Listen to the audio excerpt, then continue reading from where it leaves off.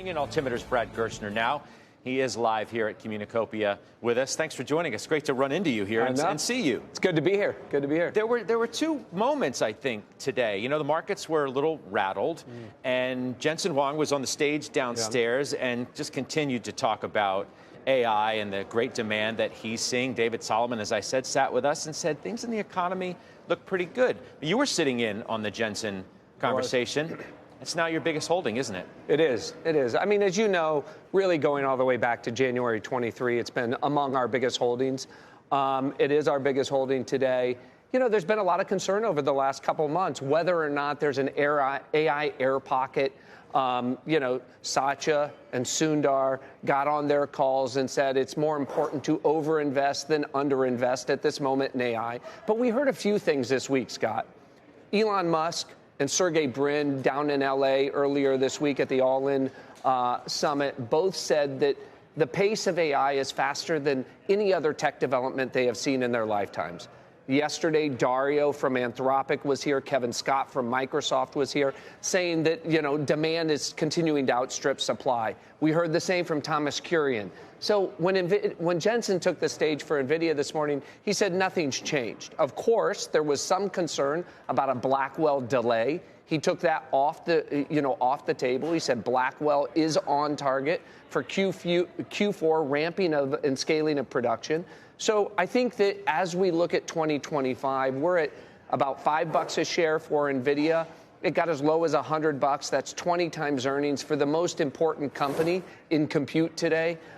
So I think that, you know, people are starting to lean back in to some of this big tech ahead of the election. Is that when you made it your largest position during that disruption a little more than a month ago? We added a bunch to our position, almost doubled the size of our position when it was disrupted earlier, you know, in August. And again, it's been very volatile. I think will continue to be volatile while people await that print in Q4. But how are you thinking about the return on investment, right? I mean, you alluded to the concerns in the marketplace about all the money that's being spent, the CapEx up 40 or 50 or even more % on an annual basis. At what point, though, do we really need to see the fruits of all of that cash?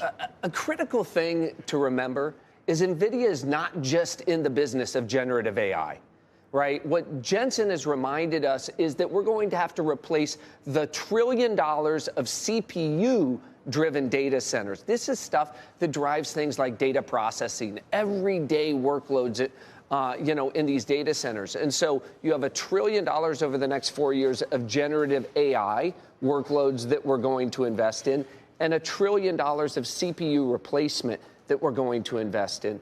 And so I think you're seeing incredible returns. He said this morning, for every dollar invested by the hyperscalers, they get $5 out of the generative AI workloads. He also talked about data processing. He said for a company like Databricks, they can drive down the cost of data processing by 95%. Their operating costs on a certain workload goes from 20 million to 1 million. So I think this, you know, the red herring about ROI here is one that Wall Street spends a lot of time thinking about. But when you look in the boardrooms of all the hyperscalers and the big enterprises, they're all leaning in and investing. The other thing he talked about that I thought was pretty interesting was a lot of what we hear when folks talk bullishly about Apple.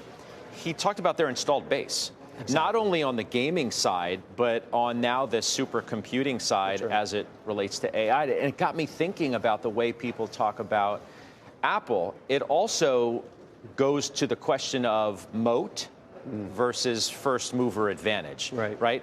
He implies that he thinks they have a moat because of that installed base. Yes. Well, I mean, when you think about the stack, this is no longer a computer chip. Blackwell has 7 different chips in the system. The system is the entire data center. And so the advantage, you know, we also talked about CUDA. A lot of people point to CUDA as a moat for NVIDIA. But he said CUDA is just the beginning of our moat. We have 350 libraries that sit on top of CUDA. These are things like CUDA-IO and CUDA-DN that are specific algorithms targeting things like data processing or image generation or things like recommender models. And so I think the width of the stack is one that is much greater than people think. And he said the only thing that really competes is Google's TPUs. And he actually gave a pretty good shout out for Google's TPUs this morning.